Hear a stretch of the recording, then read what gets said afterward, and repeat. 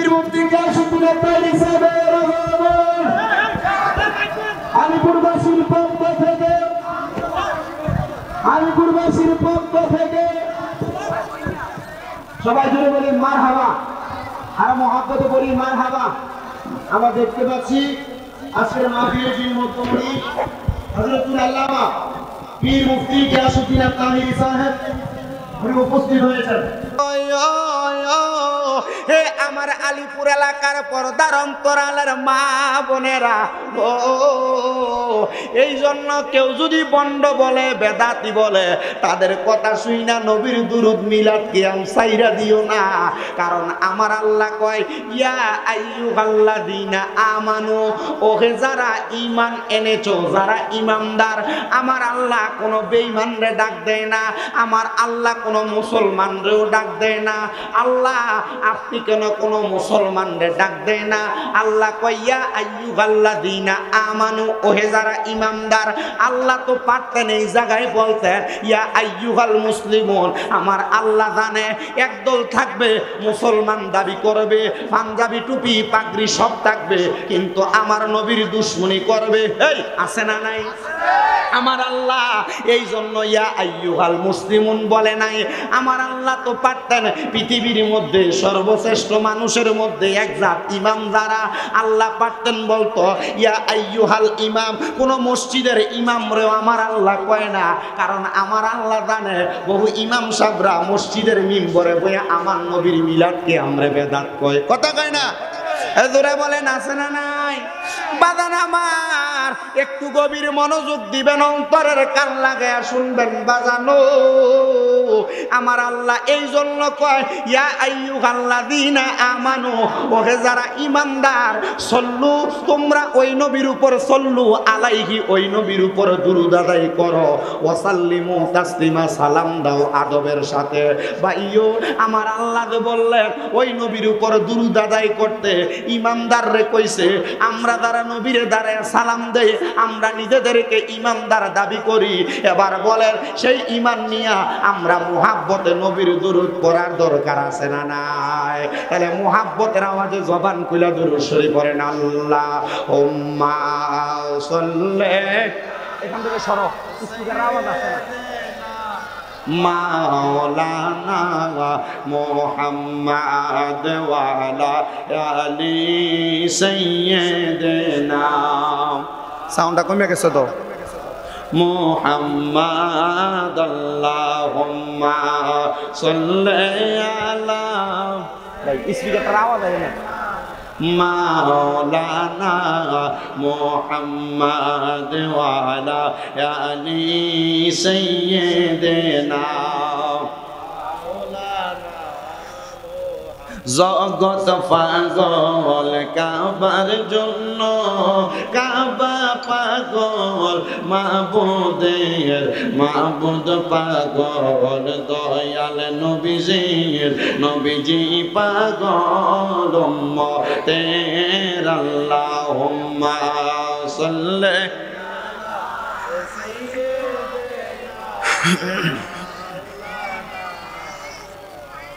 وعلى آل سيدنا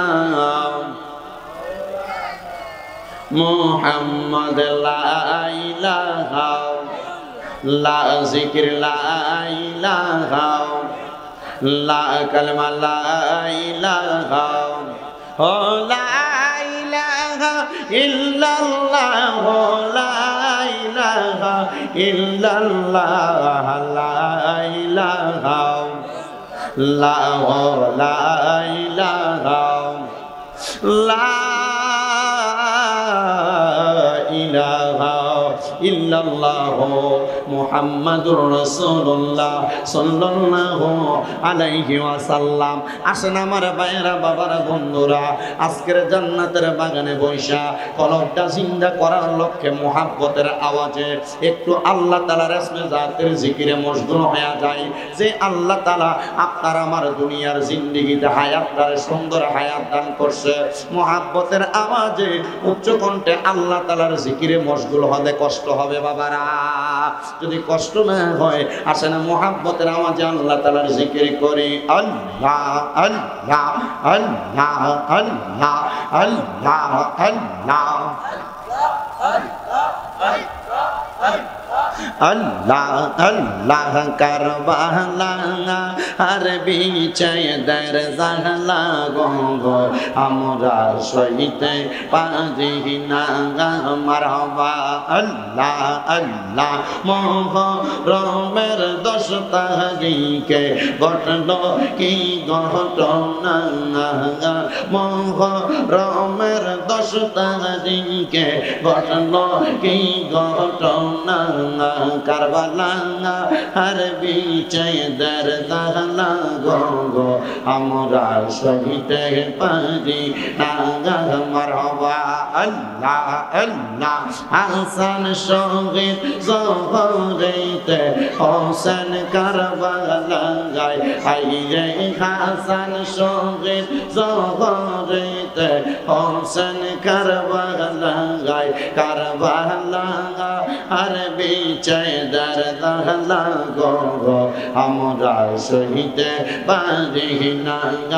আল্লাহ আল্লাহ আল্লাহ আল্লাহ আল্লাহ আল্লাহ আল্লাহ আইরে গুণের বাগাই বাগাই রে কারবালায় নিল তোমায় কে আল্লাহ আল্লাহ আইরে ও গুণের বাগাই বাগাই রে কারবালায় নিল তোমায় কে মারহাবা। আল্লাহ আল্লাহ এই জিদার দুশ্মনে তোমায়, এই জিদার দুশ্মনে তোমায় মারিল পরানে গুণের বাগাই বাগাই রে কারবালায় নিল তোমায় কে মারহাবা। আল্লাহ আল্লাহ কিয়া গুণ লাগিল আল্লাহ কারবালার ময়দানে ফুরাত নদী ঘেরাও করলো এই দিদার দুশ্মনে। আল্লাহ আল্লাহ দুধের শিশু শহীদ হইল, দুধের শিশু শহীদ হইল পানি রোকারণে গুণের বাগাই বাগাই রে কারবালায় নিল তোমায় কে আল্লাহ আল্লাহ হাইরে গুণের বাগাই বাগাই রে কারবালায় নিল তোমায় কে মারহাবা। আল্লাহ আল্লাহ হাসান শহীদ জহর খাইয়া হোসেন শহীদ রনে আজ গো রাগবর তীরখা এইল পানি রোকারণে। আল্লাহ আল্লাহ জয়নালকে বন্দি করিল, জয়নালকে বন্দি করিল এই দিদার শয়তানে গুণের বাগাই বাগাই রে কারবালায় নিল তোমায় কে আল্লাহ আল্লাহ আল্লাহ আল্লাহ গাছের পাতা জরে পরে সৌকিনার কান্দনে বিয়া কইরা গেল স্বামী কারবালার প্রান্তরে। আল্লাহ আল্লাহ আপন স্বজন হারা হইল, আপন স্বজন সারা হইল কারবালার প্রান্তরে গুণের বাগাই বাগাই রে কারবালায় নিল তোমায় কে আল্লাহ আল্লাহ আল্লাহ আল্লাহ আল্লাহ আল্লাহ হাইরে গুণের বাগাই বাগাই রে কারবালায় নিল তোমায় কে আল্লাহ আল্লাহ রাসূলুল্লাহ আমরার চোখের মনি মক্কি মাদানী রাসূলুল্লাহ আমরার চোখের মনি আল্লাহ আল্লাহ রাসূলুল্লাহ আমরার চোখের মনি মক্কি মাদানী রাসূলুল্লাহ আমরার চোখের মনি আল্লাহ আল্লাহ যদি হয় তোর মনের টাঙ্গা ধর মুর্শিদ বাবা জালাল রাসূল পাইবা দুনিয়ায় তাই জানি মারহাবা আল্লাহ আল্লাহ মুর্শিদ পাইলে রাসূল পাবি রাসূল পাইলে খোদা পাবি পাইলি আল্লাহ নবী সব কোলেতে কোরআন কোলে দেখো সবাই কোরআন হাদিস কোলে আইরে দেখো সবাই কোরআন হাদিস কোলে নবীর প্রেমে দেখো সবাই কোরআন হাদিস কোলে আল্লাহ আল্লাহ আল্লাহ আল্লাহ ইলাহা ইল্লাল্লাহ মুহাম্মাদুর রাসূলুল্লাহ সাল্লাল্লাহু আলাইহি ওয়াসাল্লাম সবাই পড়ি সাল্লাল্লাহু আলাইহি ওয়াসাল্লাম আল্লাহুম্মা আমিন আল্লাহুম্মা আমিন আলহামদুলিল্লাহি রাব্বিল আলামিন আসসালাতু ওয়াসসালামু আলা রাসূলিহিল কারীম রব্বানা যালামনা আনফুসানা ওয়া ইন লাম তাগফির লানা ওয়া তারহামনা লানাকুনান্না মিনাল খাসিরিন ইয়া ইলাহি রহম ফরমা মুস্তাফা কি ওয়াসিতে खोले दे दरवाज़े रहमत गदा की वास्ते रहमतुल लिल आलमीन खत्मे रसूल जाने जगह अहमद हामिद मुहम्मद मुस्तफा की वास्ते ममदो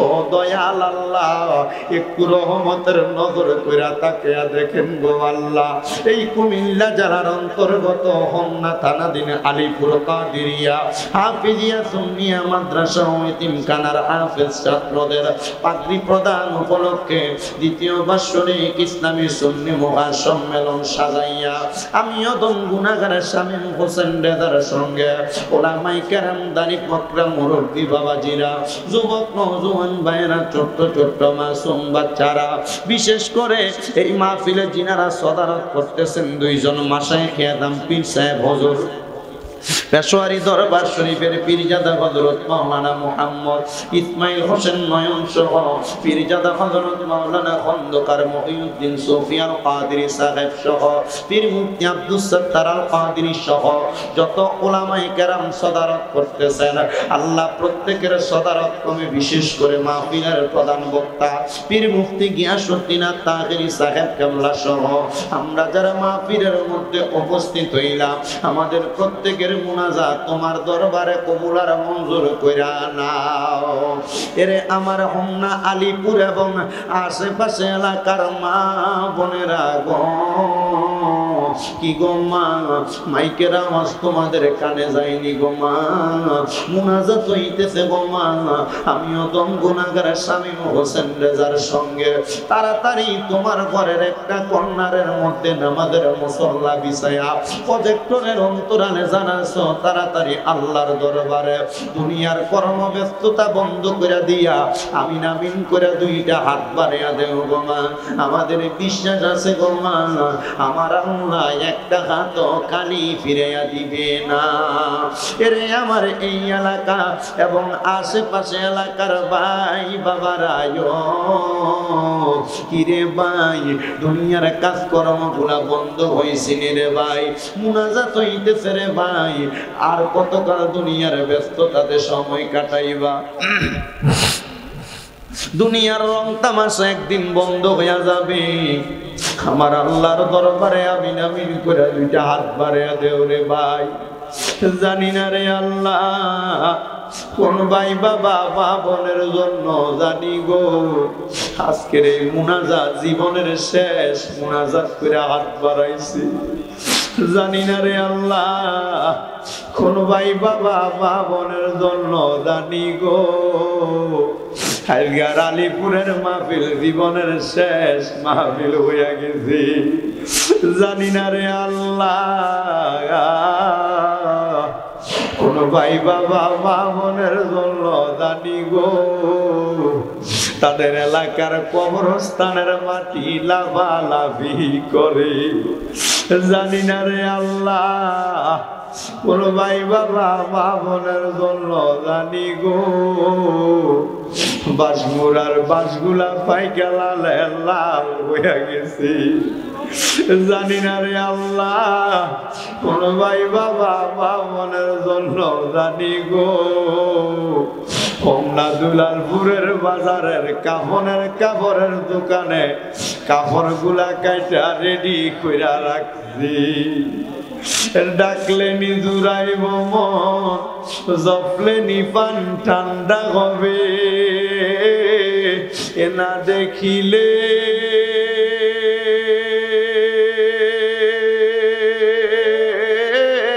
দুই নয়নে নয়নে রে আল্লাহ করো আল্লাহ জাগালয় তোমার মনে।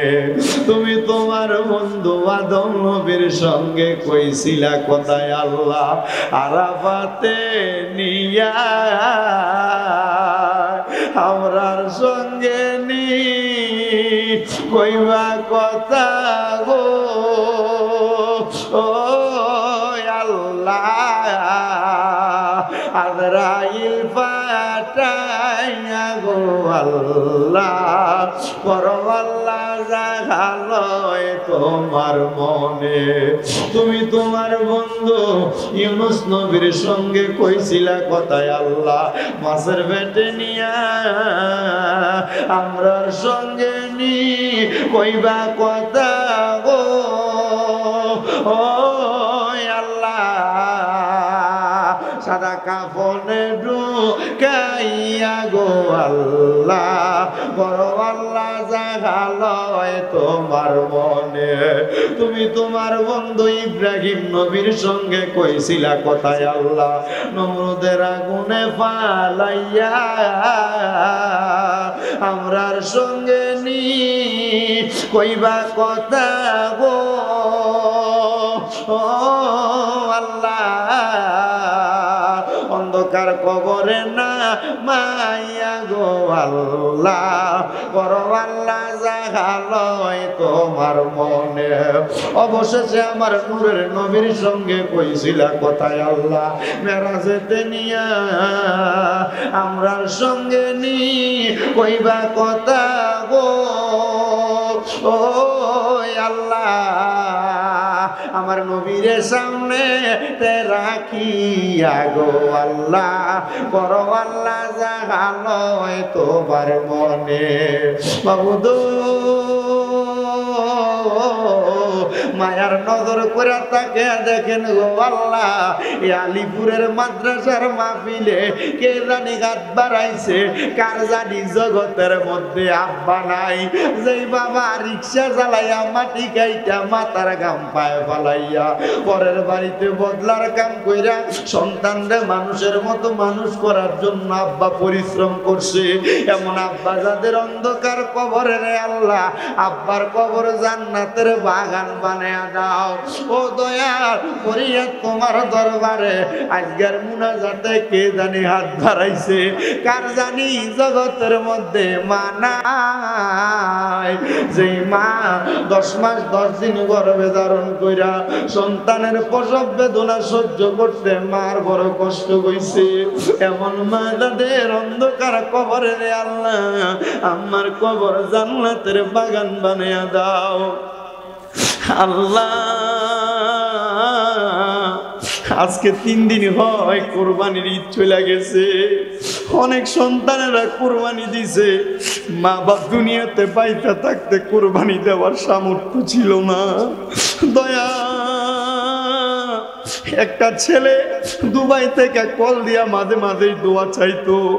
ওই ছেলেটা আমারে কত কয়দিন আগে ফোন দিয়া কইতাছে, হুজুর আমার আব্বা জান ঘরের গাই গরুটা বিক্রি করে আমার বিমানের টিকিট কাইটা আমারে পাঠাইছে। আমার আব্বার বড় স্বপ্ন ছিল এই গরুটার পেট থেকে যে বাচ্চাটা হবে ওই বাচ্চাটা কোরবানির জন্য রাইখা দিবে। আমি আমার আব্বারে কইছি, বাবা আপনি না কোরবানির নিয়ত করছেন, আপনি দি গরুটা বিক্রি করে দিতেন। হুজুর আমার আব্বা আমার এয়ারপোর্টে নামায়া দিয়া যাওয়ার সময় বলতে, পুত্রে বিদেশ যে কামাই করলে তোর ইনকামের টাকা দিয়ে আমি কোরবানি দিব। হুজুর আমার ব্যাংকের টাকার অভাব নাই, আজকে 3 মাস হয়ে যায় আমার আব্বা আমারে ছাইরা দিয়া দুনিয়া থেকে বিদায় হয়ে গেছে। আমার মায়ের ইন্তেকালের পরে আমার আব্বা আমরারে বড় কষ্ট করে মানুষ করছে। হুজুর আমি 2 লক্ষ টাকা দিয়ে একটা গরু কিনা কোরবানি দিতেছি, কিন্তু আমার আব্বা না।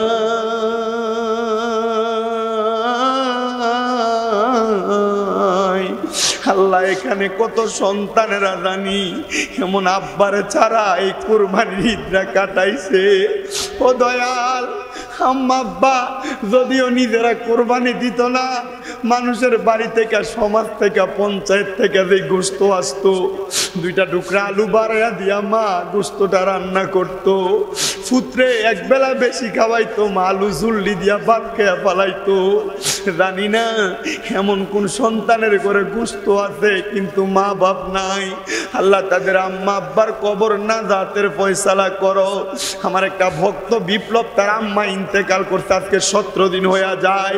তার আম্মারে যারা ঈদ কাটাইছে, আল্লাহ তার আম্মার কবরটারে না জাতের ফয়সালা করো। রাব্বুল আলামিন দেশ বিদেশ থেকে অনেকে দোয়া চায়, প্রত্যেকের খাস দোয়া কবুল ও মঞ্জুর করো। যাদের আম্মা আব্বা বেঁচে আছে হায়াতে তৈয়বা নসিব করো। এই আলিপুর কাদিরিয়া মাদ্রাসা এতিমখানাতে যারা যারা দান করে প্রত্যেকের দান কবুল করো। আমার একজন ভাই ভৈরবের আগানগর থেকে শফিক ভাই, ওনার আম্মা আব্বার সন্তানের জন্য দোয়া চায়, তার দোয়া তুমি কবুল ও মঞ্জুর করো। গাইবান্ধার গোবিন্দগঞ্জ থেকে একজন খালাম্মা দোয়া চাইছে, ওনার দোয়া কবুল করে নাও। আমার ভক্ত শামীম অসুস্থ, তার আম্মা অসুস্থ, দোয়া চাই তারা শেফা দান করো। বিশেষ করে আমার আম্মা জানা 1 মাস 2 দিনের মতো বিছানার মধ্যে পড়ে আছে অসুস্থ।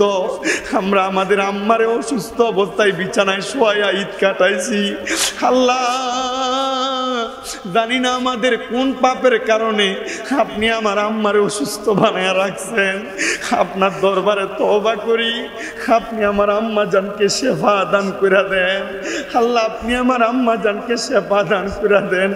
আল্লাহ আপনি আমার আম্মা জানকে শেফা দান করে দেন। এখানে যেই যে সন্তানদের মা বাপ বেঁচে আছে, আম্মা আব্বার খেদমত করার তৌফিক দান করে দেন। আল্লাহ আম্মা আব্বার খেদমত করার তৌফিক দান করে দেন। আমাদের যেন আম্মা আব্বার সাথে কোনো রকম বেয়াদবি না হয়, আমাদের যেন আম্মা আব্বার সাথে কোনো রকম বেয়াদবি না হয়। মাপ চাই আপনার দরবারে। ও দয়াল, আমাদের হায়াত থেকে একটু হায়াত দিয়া হইল আমাদের আম্মা আব্বারে নেক হায়াত দান করেন। আম্মা আব্বা বাইচা থাকলে আমাদের জন্য বেশি করে দোয়া করবে। আল্লাহ আমাদের প্রত্যেকের নেক মাকসুদ গুলো পূরণ করেন। যারা অভাবে আছে অভাব দূর করে দেন। অনেকে প্রবাসীরা বিদেশ থেকে দোয়া চায়, আমার প্রবাসীদের কামাই রুজি ব্যবসা বাণিজ্যে বরকত দেন।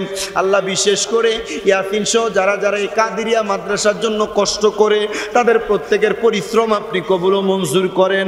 পর্দার অন্তরালে অনেক মা বোনেরা হাত বাড়াই, আম্মাদেরকে কবুল ও মঞ্জুর করেন।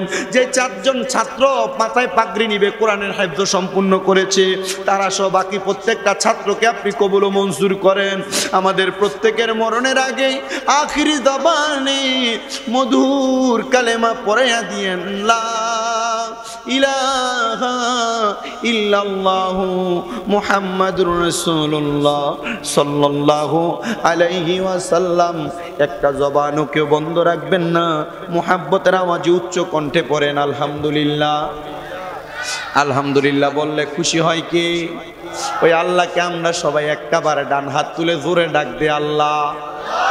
এখানে যে এতগুলা মাঠ ভর্তি মানুষ আছে বোঝা যায় না, মুহাব্বতে বলি আল্লাহ। দুইটা হাত তুলে পড়ি ইয়া রাসূলুল্লাহ, উচ্চ কণ্ঠে পড়ি ইয়া ওলি আল্লাহ। আল্লাহ তাআলা আমাদের সবাইকে কবুল করেন, জোরে পড়েন আমিন।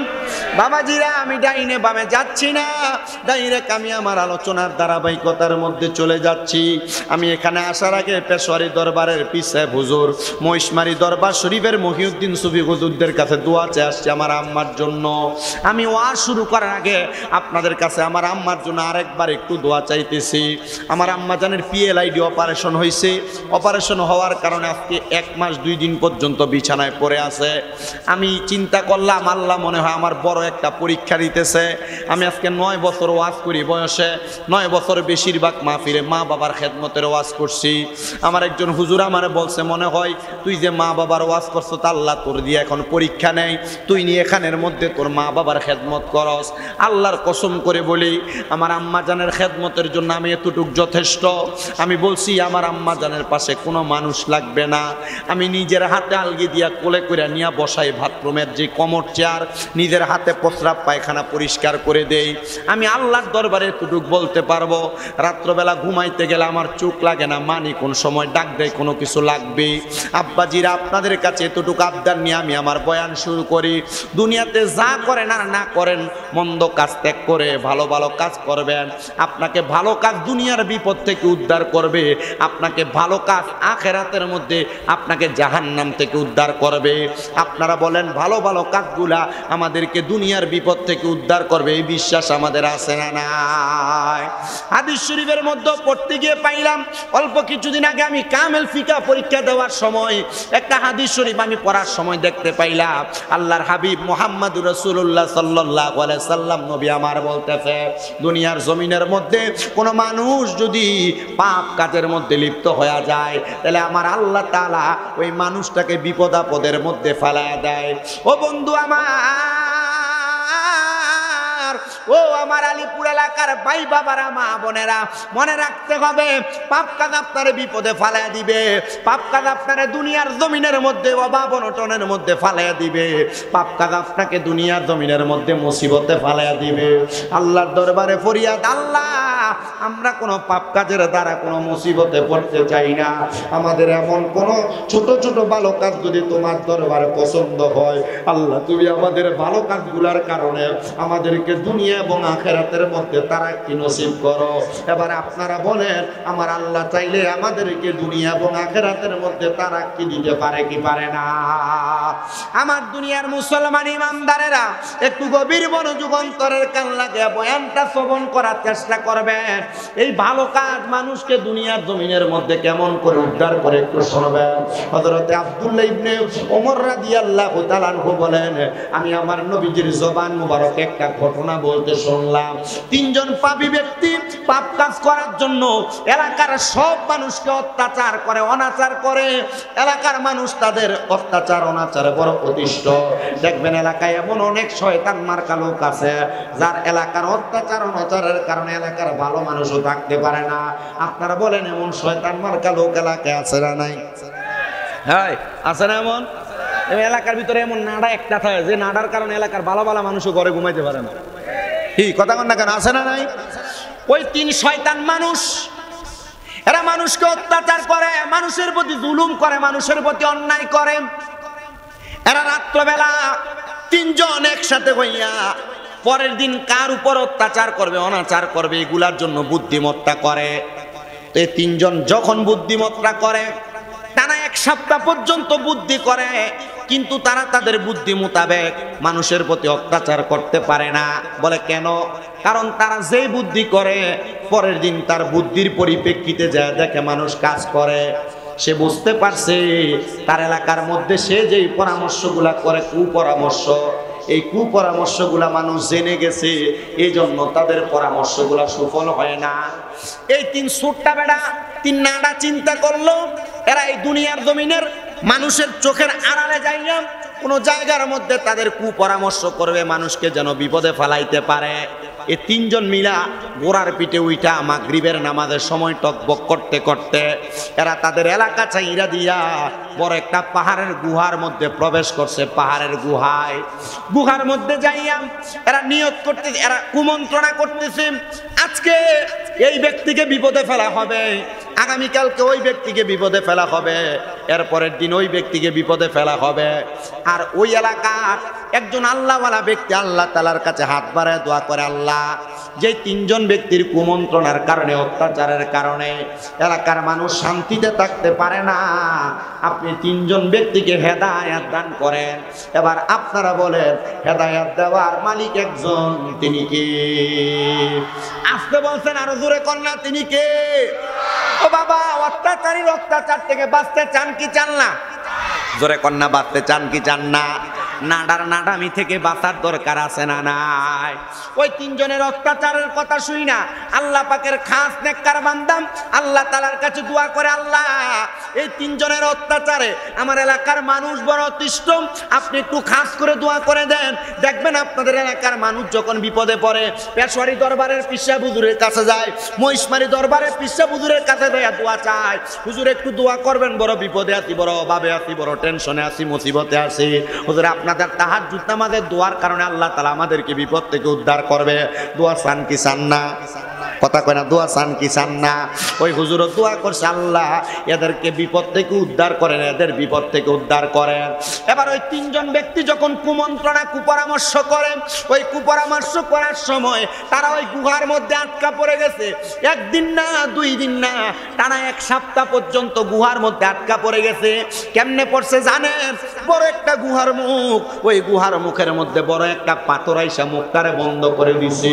একটা পাথর না, ওই পাথরের পেছনে আরেকটা পাথর গুহার মুখটা বন্ধ করে দিছে। 2টা পাথর না, আরেকটা পাথর আইসা 3টা পাথর গুহার মুখটা বন্ধ করে দিছে। ওই তিনজন চিন্তা করে, আল্লাহ, আজকের 7 দিন কোনো খাবার নাই, কোনো পানি নাই, কোনো কিছু আমাদেরকে আহার করানো হয় না। আমরা জানি আমরা মানুষের প্রতি যে অত্যাচার করার জন্য নিয়ত করেছি, আপনি হয়তো আমাদেরকে এই গুহার মধ্যে ঢুকাইয়া শাস্তি দিয়ে মারতেছেন। আল্লাহ, আপনার দরবারে মাপ চাই, মাপ চাইব। আমরা আর কোনোদিন গুনাহ করব না, আর কোনোদিন মানুষের প্রতি অত্যাচার করব না, মানুষের প্রতি কুমন্ত্রণা করব না। আল্লাহ, আপনি আমাদেরকে আল্লাহর হস্তে মাফ করে দেন না। এবার এই তিনজন থেকে একজন ডাক দিয়ে বলতেছে, হে আল্লাহর বান্দারা, তোমরা তো সারা জীবন মানুষের ক্ষতি করেছো, এখন তোমাদের ডাক কবুল করা হবে না। মনে রাখবেন, কিয়ামতের আগ মুহূর্তে মানুষের দোয়া কবুল হওয়া বন্ধ হয়ে যাবে। মানুষের দোয়া কবুল হওয়া বন্ধ হওয়ার অন্য কোনো কারণ না রে, অন্য কোনো কারণ না। মানুষের দোয়া কবুল হওয়া বন্ধ হওয়ার কারণ হইল মানুষ গুনাহ করতে করতে গুনাহকে তারা গুনাহ মনে করবে না, গুনাহকে তারা গুনাহ মনে করবে না। আল্লাহর বান্দা এই তিনজনের মধ্য থেকে একজন ডাক দিয়ে বলতেছে, ও 2 জন মানুষ, সারা জীবন মানুষের প্রতি অত্যাচার করেছো, অনাচার করেছো, তোমাদের মাঝে এমন কোনো ভালো আমল আছে নাকি? ওই নেক আমল দিয়ে আল্লাহর কাছে দোয়া করো, আমার আল্লাহ তাআলা তোমাদেরকে দেখবা মাফ করে দিব। 3 জনের মধ্য থেকে একজন ডাক দিয়া কয়, আমি অন্য কোনো ভালো আমলের কথা বলতে পারবো না, আমার একটা ভালো আমল আছে। বলে, কি ভালো আমল? বলো বলো। অন্য কোনো ভালো আমল না, আমার বাড়িতে একজন চাকর চাকরি করার জন্য আসছে, তাকে আমি প্রতিদিন চাকরি করলে, আমার বাড়িতে কর্ম করলে আমি তারে 1 খুশি করে চাউল দিতাম। সে আমার বাড়িতে একটানা 30 দিন পর্যন্ত চাকরি করেছে, আমার বাড়ি থেকে সে 30 খুশি চাল নেওয়া যায় নাই। সে আমারে বলেছে, বাদশা, আপনার বাড়িতে চাকরি করার কারণে আপনার কাছে আমি 30 খুশি 30 কেজি চাল পাওনা হয়ে গেলাম।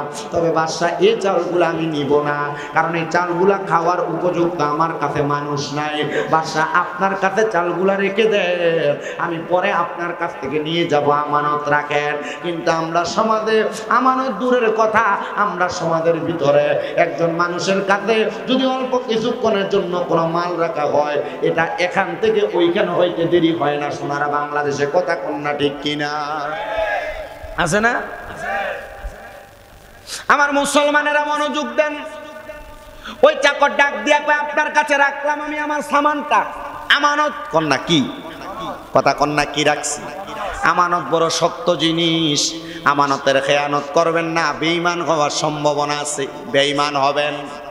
আমানত কখনো খেয়ানত করবেন না। বাদশা বলে, আমার ভালো কাজ হলো, আমি আমার কাছে 30 খুঁতি চাউল রাইখা দিলাম, কিন্তু অনেক দিন হয়ে গেছে সে আমার কাছ থেকে আইসা চাউলগুলা নিয়ে যায় না। আমি দেখলাম চাউল দেখবেন বেশি দিন যদি ড্রামের মধ্যে থাকে এই চাউলের মধ্যে কেরি ফুক ধরে। আপনার কি ফুক কন? কেরি ফুক ধরে। ওই বাদশা বলে ওই 30 কেজি চাউল আমি আলাদা করে একটা বস্তার মধ্যে একটা ড্রামের মধ্যে রাইখা দিলাম, চাউলগুলার মধ্যে পোকা ধরে যাচ্ছিল। আমি চিন্তা করলাম তার চাউলগুলো যদি নষ্ট হয়ে যায় আমি আমার কাছ থেকে ভর্তুকি দিয়া তারে চাউলগুলা দেওয়া লাগবে। আমি চাউলগুলা বাজারে বিক্রি করেছিলাম। বিক্রি করার পর এই চাউলের টাকা দিয়া যেই টাকা হয়েছে আমি বাজার থেকে একটা ছাগল ক্রয় করছি। ছাগল, ওই ছাগলটা লালন পালন কইরা ওই ছাগলের বাচ্চা হইতে হইতে অনেক বাচ্চা। চিন্তা করলাম এত ছাগলের বাচ্চা লালন পালন করা আমার পক্ষে সম্ভব না। আমি ছাগলগুলা বিক্রি কইরা বড় বড় 2টা গরু ক্রয় করলাম। আমি গরুগুলা লালন পালন করতে করতে গরু ও বাছুর দিতে দিতে এত বেশি হয়ে গেছে আমি এগুলার টাকা দিয়া দুধ বিক্রি করার টাকা দিয়া 2টা রাখাল রাইখা সুন্দর ঘর বানায়া একটা বড় খামারের মধ্যে আমি তার গরুগুলা লালন পালন শুরু করলাম। এমন একদিন ওই রাখাল আইসা আমার কাছে বলেছে বাদশা আমার চালগুলা মানে ফেরত দেন।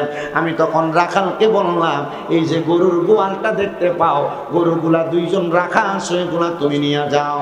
আমারে রাখা ওই চাকর ব্যক্তি বলেছে, চাকরিওয়ালা বলেছে হুজুর আপনি কি আমাদের সাথে এখন মজা করতেছে? বলে না না না মজা করি না। বলে আমি তো আপনার কাছে মাত্র 30 কেজি চাউল দিয়েছি, এগুলা কেমনে গোয়াল গরু পরিমাণ গরু হয়? বলে মনে রাখবা আমি তোমার চালগুলা বিক্রি কইরা নষ্ট হয়ে যাওয়ার ভয়ে আমি ছাগল ক্রয় করেছি, এগুলা বিক্রি কইরা গরু ক্রয় করে তোমারটাকে আমি উন্নতি করে দিয়েছি। ওই রাখালটা ওই কাদের ওয়ার ব্যক্তিটা দোয়া করে আল্লাহ এই বাদশা দুনিয়াতে কোনো ভালো কাজ করছে কিনা জানি না, আমি গরিব মানুষ পেটের ক্ষুধার কারণে সঞ্চয় করতে পারতাম না, জমাইতে পারতাম না, তার জন্য বিবাহ করি নাই, তার জন্য পরিবারকেও মায়া করি নাই। কিন্তু বাদশা আমার 30 কেজি চাউল দিয়া মোহাব্বত করে আমার মায়া কইরা গরুর গোয়ালের মালিক বানিয়ে দিছে। আল্লাহ তুমি এই বাদশাটাকে মুসিবত থেকে উদ্ধার কইরো। এবার ওই 3 জনের মধ্যে একজন দোয়া করে আল্লাহ আমার অন্য কোনো ভালো কাজ নাই, তবে এই ভালো কাজের বিনিময়ে তুমি আমাকে এখান থেকে উদ্ধার করো।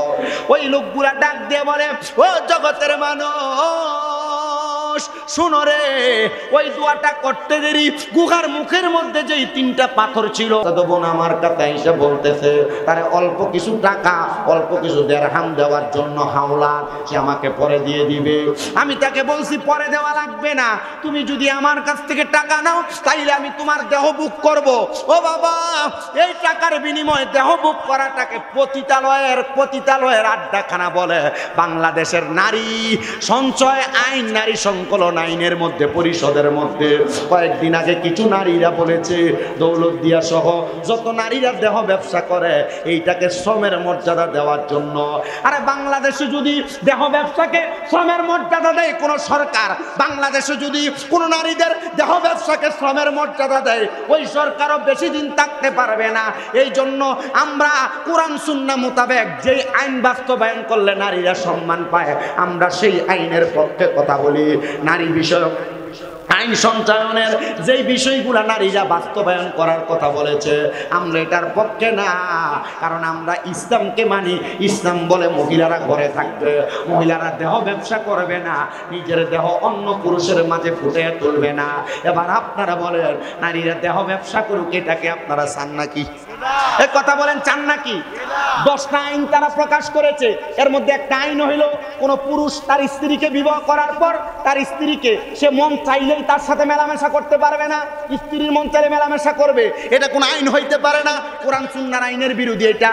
কোন নারী দুনিয়ার জমিনের মধ্যে তার পুরুষের কথা মানে তার স্বামীর কথা মানি না চলবে না, তার নিজের ইচ্ছা মোতাবেক চলাফেরা করবে, এটা হইতে পারে না। মানে তারা নারী পুরুষ সমান অধিকার চাইতে নারী পুরুষ সমান অধিকার। তো তারার কাছে আমার একটা আবদার হইল বেটা মানুষ রাস্তার পাশে দাঁড়ায় দাঁড়ায় প্রস্রাব করতে পারে, বেডি মানুষ তো রাস্তার পাশে দাঁড়ায় দাঁড়ায় প্রস্রাব করতে পারে না। তো পারলে যদি সমান অধিকার চাও সমান অধিকারের আগে রাস্তার পাশে দাঁড়ায় দাঁড়ায় প্রস্রাব করে দেখাইতে হবে। বিট্টাডিরে কথা বল না কেন? এগুলা মহিলা হইতে পারে না, এগুলো হিজড়া টাইপের মহিলা, কথা কেনা ঠিক কিনা?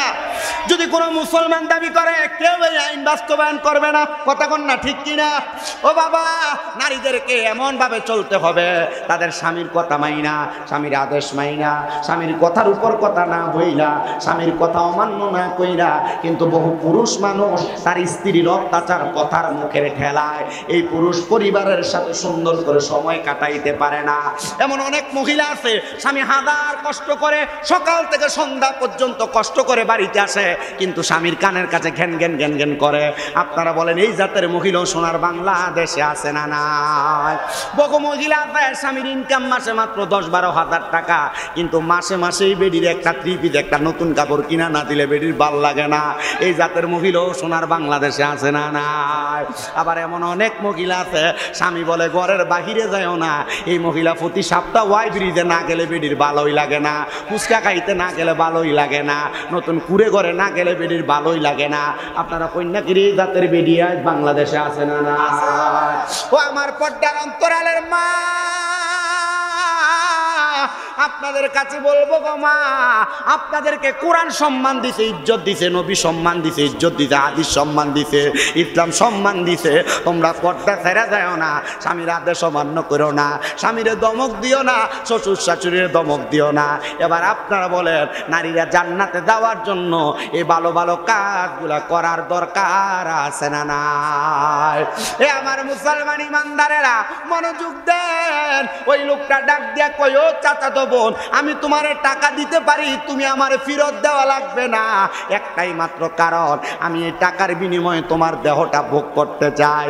এবার ডাক দিয়া কয়, দেহ ভোগ করবেন ভালো কথা, দেহ ভোগ করবেন ভালো কথা, তাহলে আপনি আগে টাকা দেন, আমি আগামীকালকে আপনার কাছে আসবো দেহ দেওয়ার জন্য।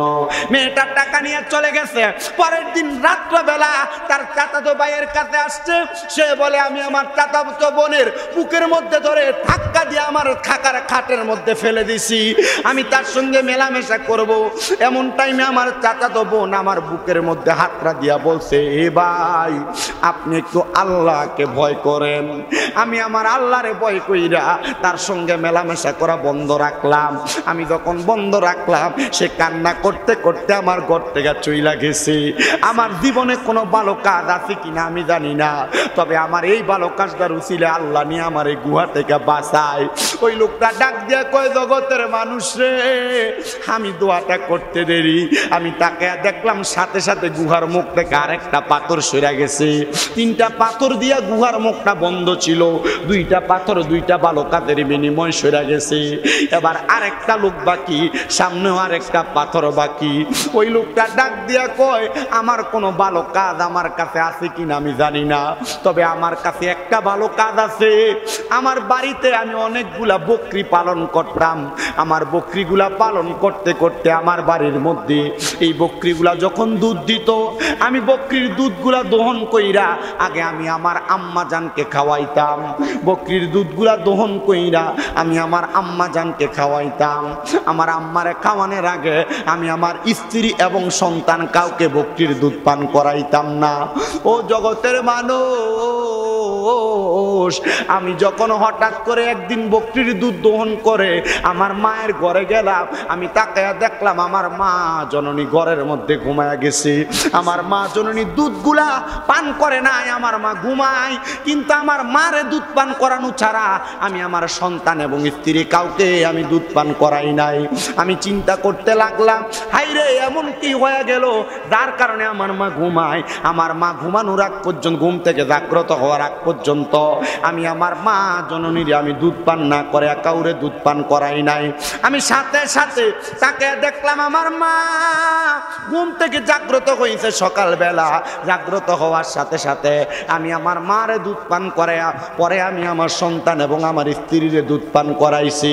আমি আল্লাহর দরবারে দোয়া করলাম, আল্লাহ অন্য কোনো ভালো কাজ লাগবে না, আপনি আমার এই ভালো কাজটার বিনিময়ে আপনি আমার দোয়াগুলা কবুল করে নেন। আমার আল্লাহ তাআলা সাথে সাথে দোয়া কবুল করছে। দেখলাম পাইপ গুহার মুখ থেকে তিনটা বড় বড় পাথর সরে গেছে। আর আমার আল্লাহ তাআলা আমাদেরকে পাথর সরাইয়া আমাদেরকে এই গুহা থেকে মুক্তি দান করছে। মনে রাখবেন হোমনা আলীপুরের বাবারা ভালো ভালো কাজ মানুষকে দুনিয়ার সকল বিপদ থেকে উদ্ধার করে, শুধু উদ্ধার করে না আমার আল্লাহ তাআলা ওই তিনজন ব্যক্তিকে গুহা থেকে বাঁচাইয়া দিয়েছে। জোরে সরে পড়ি সুবহানাল্লাহ, মুহাব্বতের আওয়াজে দুরূদ শরীফ পড়ি আল্লাহুম্মা সাল্লি। আরে এখন ঠিক করলে হইব, তাড়াতাড়ি করো।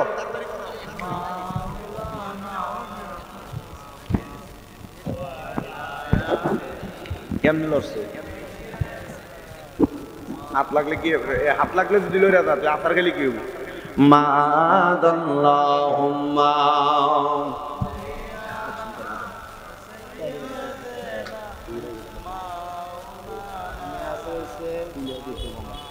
وعلى آل سيد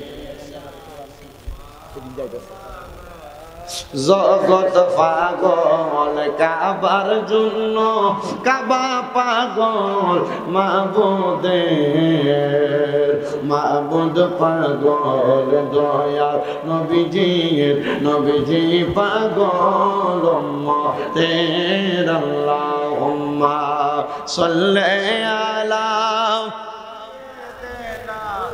মাওলানা মুহাম্মদ ওয়া আলা আলিহি।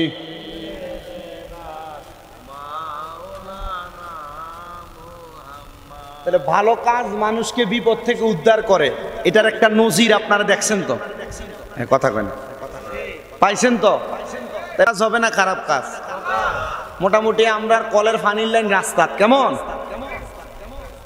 হ্যাঁ আমরা যেই মোটামুটি দান লনের যে খেয়ার এটি আমরা রাস্তা তৈরি দিয়ে দিব, কি কন? হ্যাঁ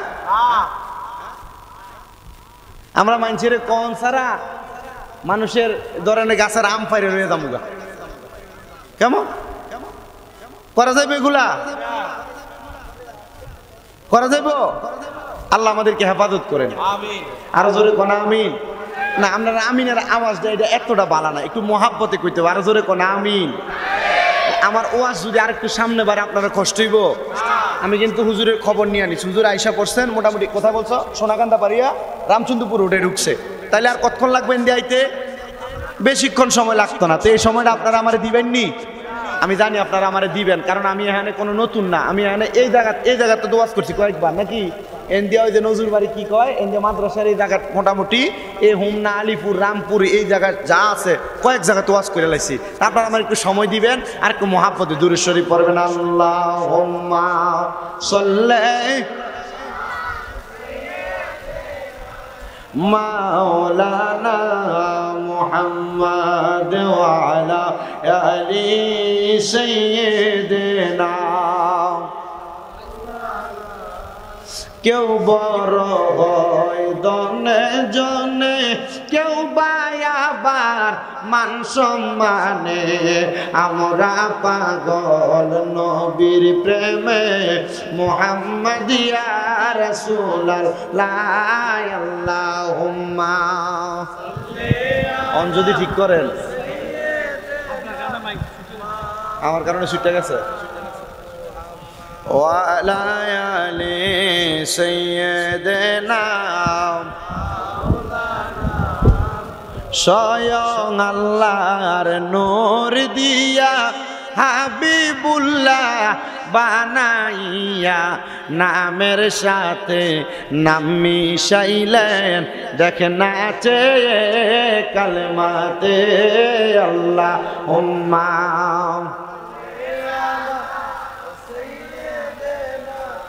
মাওলানা মুহাম্মদ ওয়া আলা আলি সাইয়্যিদিনা। আসেন আমার ভাইয়েরা, বাবারা, বন্ধুরা, এই মাসটা চলতেছে পবিত্র জিলহজ মাস। জোরে কোন কি মাস? এই জিলহজ মাসে আমার আল্লাহ তাআলা ইব্রাহিম নবীর মাধ্যমে ওনার সন্তান ইসমাঈল জবিউল্লাহর কোরবানি, ওনার সন্তানের জায়গায় জান্নাতি দুম্বা কোরবানির মাধ্যমে এই মাস শেষ করছে। আবার আমার আল্লাহ তাআলা এই ইসমাঈল আলাইহিস সালাতু ওয়াস সালামের পরবর্তী মানে জিলহজের কোরবানি পরবর্তী আরবি মাস শুরু করছে আমার আল্লাহ আরেকটা কোরবানির মাধ্যমে, যে কোরবানিটা হয়েছে কারবালার ময়দানে। কথা কম ঠিক কিনা? ও বাবা, এই কারবালার বয়ান যদি সুন্নিরা করতে যায় তাইলে সুন্নিদের কারবালার বয়ান বড় লম্বা হবে, কিন্তু দেখবেন এলাকার আশেপাশের মধ্যে বিভিন্ন জায়গায় বড় বড় হুজুররা, বড় বড় বক্তারা ওয়াজ করে, কথা সত্য, বদরের যুদ্ধের ওয়াজ করে, উহুদের যুদ্ধের ওয়াজ করে, খন্দকের যুদ্ধের ওয়াজ করে, লেকিন কারবালার যুদ্ধের ওয়াজ করে না। কারবালার যুদ্ধের ওয়াজ যদি করে তাইলে আমার নবীর গায়েবের খবরের প্রমাণ হয়ে যাবে। কথা কোন ঠিক কিনা? বন্ধুরে বলে হুজুর কেন কেন প্রমাণ হবে? কারণ কারবালার ময়দানের পুরাটা যুদ্ধ এটা আমার নবীর ইলমে গায়েবের প্রমাণ। বলে হুজুর কেমনে ইলমে গায়েবের প্রমাণ? আমার দয়াল নবী রাহমাতুল লিল আলামিন নবীর কলিজার টুকরা সন্তান ছিলেন দুইজন ছেলে সন্তান, একজনের নাম তৈয়ব আর একজনের নাম ছিল তাহের। আমার নবীর দুইজন সন্তান আমার দয়াল নবী রাহমাতুল লিল আলামিন নবীর কাছে, আর আমার নবীর কলিজার টুকরা নাতি খাতুনে জান্নাত মা ফাতেমাতুজ জহরা রাদিয়াল্লাহু তাআলা আনহা, ওই খাতুনে জান্নাত ফাতেমার দুইজন সন্তান, একজনের নাম ইমাম হাসান আর একজনের নাম ইমাম হোসাইন রাদিয়াল্লাহু তাআলা আনহুমা। আমার নবীজি ওনার ছেলেদের চাইতে হযরত ইমাম হাসান হোসাইনকে বেশি ভালোবাসতেন। দয়াল নবীরে প্রশ্ন করা হয়, ইয়া রাসূলুল্লাহ, ইয়া হাবিবাল্লাহ নবী গো, ও দয়াল নবী রাহমাতাল লিল আলামিন নবীজি, আপনি আপনার ছেলে সন্তানদের চাইতে হাসান হোসেনকে কেন বেশি ভালোবাসেন? আমার দয়াল নবী কয়, জগতের সাহাবায়ে কেরামের দলেরা, আমার আল্লাহ তাআলা আমার হাসান হোসেনকে দুনিয়ার জমিনে পবিত্র বানাইছে। আল্লাহ কোরআনে কয়, ইন্নামা ইউরিদুল্লাহু লিইউযহিবা আনকুমুর রিজসা আহলাল বাইতি ওয়া ইউতাহিরাকুম তাতহীরা। আমার আল্লাহ কয়, নিশ্চয়ই বন্ধু নবী গো, যারা আপনার আহলে বায়াত, যারা আপনার বংশধর, আমি আল্লাহ তাআলা তাদেরকে পৌত পবিত্র বানায়া দিছি। আমার দয়াল নবী ডাক দিয়া কয়, সাহাবায়ে কেরাম, আমার ইমাম হাসান ইমাম হোসেন এই দুইজন হবে জান্নাতের যুবকদের সরদার। আমার উম্মতের মধ্যে যে যুবকেরা দুনিয়ার জমিনে আমি নবীরে মুহাব্বত করবে, ভালোবাসবে, তারা আমার ইমাম হাসান আর হোসেনের সাথে জান্নাতের মধ্যে যাবে। আমার দয়াল নবী রাহমাতুল লিল আলামিন নবী কয়, জগতের মানুষ, আমি ইমাম হাসান আর ইমাম হোসেন রাদিয়াল্লাহু তাআলা আনহুমা এই দুইজনকে আমার সাথে নিয়ে আমি রওনা করলাম মসজিদে নববীর দিকে। হাসান হোসেন আরবের মরুভূমির মদিনা শরীফের পাথরের আঁকা বাঁকা রাস্তা দিয়ে যখন হাঁটে, হাসান হোসেন উহ আহ করে শব্দ করতে লাগলো। আমি বুঝতে পারলাম মরুভূমির পাথরগুলা তাদেরকে বড় কষ্ট দেয়, তাদেরকে বড় আঘাত দেয়। আমি এইটা দেখা ইমাম হাসানকে আমার ডান কাঁধ মোবারকে উঠাইলাম, ইমাম হোসেনকে আমার বাম কাঁধ মোবারকে উঠাইলাম। উঠাইয়া আমি দয়াল নবী আস্তে আস্তে করে মদিনার দিকে যাইতেছি। বন্ধুরে আমার দয়াল নবী ডাক দিয়া কই, উম্মত, আমি যখন মদিনার দিকে যাই এমন টাইমে একজন সাহাবী ডাক দিয়া কয়, হাসান হোসেনের কপাল কত ভালো, হাসান হোসেন বড় দামি একটা সাওয়ারের উপরে উঠছে। আমার নবীজি মাথা মুবারকটা ফিরাইয়া ডাক দিয়া কয়, সাহাবী, আমার কপাল, হাসান হোসেনের কপাল শুধু ভালো না, হাসান হোসেন যে সাওয়ারের উপরে উঠছে এই সাওয়ার শুধু দামি না, সাওয়ারের উপর যেই দুইজন সাওয়ারি আছে হযরত ইমাম হাসান আর হোসেন, এই সাওয়ারের সাথে এই সাওয়ারি দুইজন আমার আল্লাহ তাআলার কাছে দামি। তোমরা তাদেরকে দামি মনে করো, তোমরা দামি মনে কইরা তাদেরকে সম্মান করো। জোরে জোরে বলেন সুবহানাল্লাহ। ভাইও আমার দয়াল নবী এই কথাটা বইলা হযরত ইমাম হাসান হোসেন নিয়া আমার নবী মদিনা শরীফে প্রবেশ করছে। মদিনা শরীফে প্রবেশ কইরা আমার নবীজি ইমাম হাসান আর হোসেন রাদিয়াল্লাহু তাআলা আনহুরে নবীজির ডান ডান মোবারক এবং বাম ডান মোবারকের উপর বসাইয়া আমার নবীজি ইমাম হাসান হোসেনকে আদর করতেছে। এমন টাইমে মুআল্লিমুল মালাইকা হযরতে জিবরাইল আলাইহিস সালাতু ওয়াস সালাম, সব জিবরাইলদের উস্তাদ হযরতে জিবরাইল আলাইহিস সব ফেরেশতার উস্তাদ হযরত জিবরাইল আলাইহিস সালাতু ওয়াস সালাম আয়েশা আমার নবীর কাছে ডাক দিয়া কয়, নবী গো ইয়া রাসূলুল্লাহ, নবী গো আমার আল্লাহ বলছে আপনার এই আদরের দুইজন নাতি থাইকা একজন নাতিরে আমার আল্লাহ তাআলার ওয়াস্তে আল্লাহ নিয়া যাইব। আমার দয়াল নবী ডাক দিয়া কয়, জিবরাইল আমার আল্লাহরে জানায়া দাও আমি আমার এই দুইজন নাতির একজনকেও দিতাম না। আমি নবীজির দুইজন সন্তান আছে রে, এই মধ্য থেকে একটা সন্তান রে নিয়া যাইতে বলো। আমার আল্লাহ তাআলা আমার নবীর ইচ্ছা তারে মানব জাতির কাছে ধর্ম বানায়া পাঠাইছে। নবী যা ইচ্ছা করত মানব জাতি সেই ইচ্ছার আমল করা লাগতো। এখনো পর্যন্ত করে, কিয়ামত পর্যন্ত করবে, করতে থাকা লাগবে। যদি করতে পারেন মুমিন, যদি না করতে পারেন বেঈমান হয়ে যাবেন। এবার জিবরাইল অল্প কিছুদিন পর আবার আমার নবীর কাছে আসছেন। আয়েশা ডাক দিয়ে কয়, ইয়া রাসূলুল্লাহ, ইয়া হাবিবাল্লাহ, নবী গো আমার আল্লাহ বলছে এই দুইজন নাতি থেকে একজনকে আপনার দেওয়া লাগবে। নবী আমার ডাক দিয়া কই, জিবরাইল এর আগে একজন সন্তান নিয়ে গেছে, আমার আল্লাহকে বলো আমার দুইজন সন্তান তাই নাতি তাইকা এই দুইজনের কাউকে আমি দিতাম না। আমার আরেকটা বাকি সন্তান, ওই সন্তানকে দেন আমার আল্লাহ তাআলা আল্লাহর কাছে নিয়ে যায়। আল্লাহ নবীদের দুইটা সন্তানকে নিয়ে গেছে। তৃতীয়বার জিবরাইল আবার আমার নবীর কাছে আইসা ডাক দিছে, হাজির ইয়া রাসূলুল্লাহ আমার আল্লাহ বলছে এবার এই দুইজন নাতি থেকে একজন নাতিরে বিদায় দেওয়া লাগবে।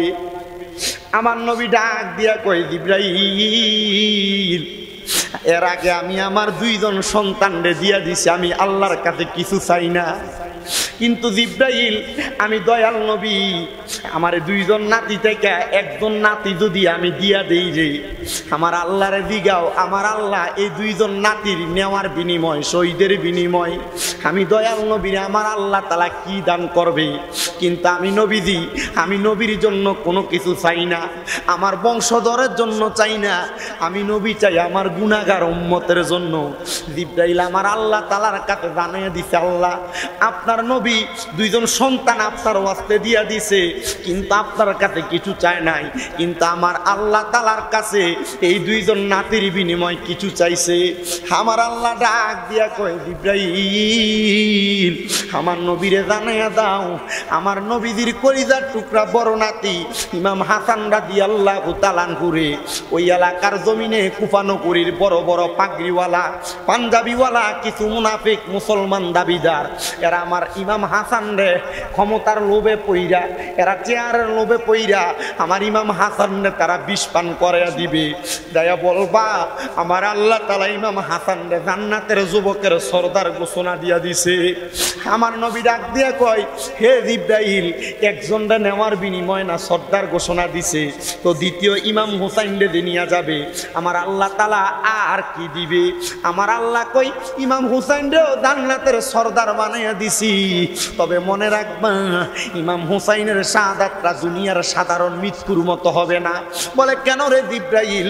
বলে জিবরাইল আইসা খবর দেয়, নবী গো ইমাম হুসাইন যখন শাহাদাত বরণ করবে, ইমাম হুসাইন রে কারবালার ময়দানে তারা দাওয়াত কইরা নিয়ে যাবে, দাওয়াত কইরা নিয়া তারা ইমাম হুসাইনের গলা মুবারকের মধ্যে তরবারি চালাইয়া দিব। শুনেন গো ও দয়াল নবীজি, ইমাম হুসাইন কারবালার ময়দানে 2 রাকাত নামাজ পড়তে চাইব, কিন্তু তারা কারবালার ময়দানে ইমাম হুসাইনকে 2 রাকাত নামাজ পড়তে দিবে না। এরা ইমাম হুসাইনের 2 রাকাত নামাজে 3টা সেজদা দিতে দিবে। আমার নবী আল্লাহর কাছে দোয়া করে, আল্লাহ ইমাম হুসাইনের জীবনের শেষ নামাজটা দুনিয়ার জমিনের মধ্যে আদায় করতে কি দিবেন না? আল্লাহ কয়, হাবিব ইমাম হুসাইনের বাকি একটা সেজদা দুনিয়াতে দিবে না গো, বাকি একটা সেজদা কাল হাসরের ময়দানে আমি আল্লাহ তাআলার কুদরতি কদমের মধ্যে দিবে। ইমাম হোসেন ততক্ষণ পর্যন্ত ইমাম হোসেনের মাথা মুবারক উঠাবে না যতক্ষণ নানার উম্মতদেরকে নাজাত দেওয়া হয়েছে। আমরা তো জানি আমার নবী সেজদায় পড়বে উম্মতের জন্য, আমার নবীর আগে আমার আল্লাহ তাআলা নবীর নাতিদের মাধ্যমে নবীর উম্মতদেরকে নাজাত দিয়া দিব। ভাইও আমার দয়াল নবী রাহমাতুল লিল আলামিন নবী জিবরাইল রে বলে, ও জিবরাইল কেমনে গো আমার ইমাম হোসাইন শাহাদাত বরণ করব, এটার একটা নজির কি বুঝাইতে দেখাইতে পারবা? লাল রঙের একটা কাপড়ে পেঁচায়া কারবালার ময়দানের মাটি গুলাই না আমার নবীজির হাত মুবারকে দিছে, দিয়া ডাক দিয়া কই নবী এই মাটি যেই সময় যখন লাল হইয়া যাবে তখনই আপনার ইমাম হোসেন কারবালাতে শহীদ হইয়া যাবে, তবে আপনি নবী দুনিয়াতে থাকবেন না। আমার নবী ডাক দিয়া কয় আমি এই কাপড়ের মাটিগুলা লইয়া আমার নবীজির কলিজার টুকরা নাতির হাতের মধ্যে এবং উম্মে কুলসুম নামক একজন নবীজির ইমাম হোসাইনের ফুফি আম্মার হাতে দিয়া ডাক দিয়া কয় তোমার কাছে রাখো, এই মাটি যখন লাল হবে তখন আমার হোসাইন কারবালায় শহীদ হইয়া যাবে। ভাইও কিন্তু আমার নবীজি বলছে, ও জগতের মানুষের দলেরা, আমার হোসাইন কারবালার ময়দানে যে শাহাদাত বরণ করবে, কারবালার ময়দানে আমার ইমাম হোসাইনের এক এক ফোঁটা রক্ত মুবারকের বিনিময়ে আমার আল্লাহ তাআলা আমি নবীর কাছে ওয়াদা করছে আমি নবীজির লক্ষ লক্ষ কোটি কোটি গুনাহগার উম্মতের নাজাত দিয়া দিবে। আরে মা ফাতেমার নয়ন মনি হযরত আলীর জান, মা ফাতেমার নয়ন মনি হযরত আলীর জান, ইমাম হোসেন শহীদ হলো কারবালার ময়দানে, ইমাম হোসেন শহীদ হলো কারবালার ময়দানে। বলেন মা ফাতেমার নয়ন মনি হযরত আলীর জান, মা ফাতেমার নয়ন মনি জান, ইমাম হোসেন শহীদ হলো কারবালার ময়দানে, ইমাম হোসেন শহীদ হলো কারবালার ময়দান। ঈদের দিনে নতুন পোশাক পরল সকলে, হাসান হোসেন কান্দে নানা পোশাক দাও বলে, ঈদের দিনে নতুন পোশাক পরল সকলে, হাসান হোসেন কান্দে নানা পোশাক দাও বলে, দয়াল নবী করলো দোয়া ও গো রাব্বানা, জান্নাত থেকে কুদরতেরই পোশাক পাঠাও না,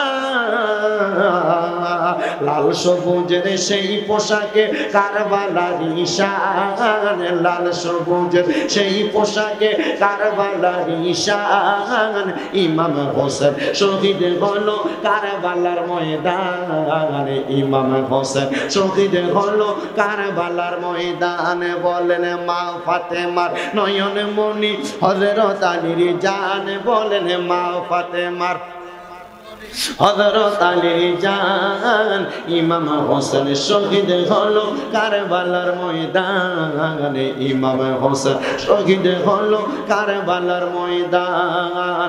লাল রঙের পোশাক হতে মাটি নিল হাতে, সেই মাটির কাহিনী হবে হোসাইনের সাথে, লাল রঙের পোশাক হতে মাটি নিল হাতে, সেই মাটির কাহিনী হবে হোসাইনের সাথে, সিমর যখন করবে জবাই নিজের হাতে, মাটি রক্ত হয়ে মিলবে কারবালার সাথে,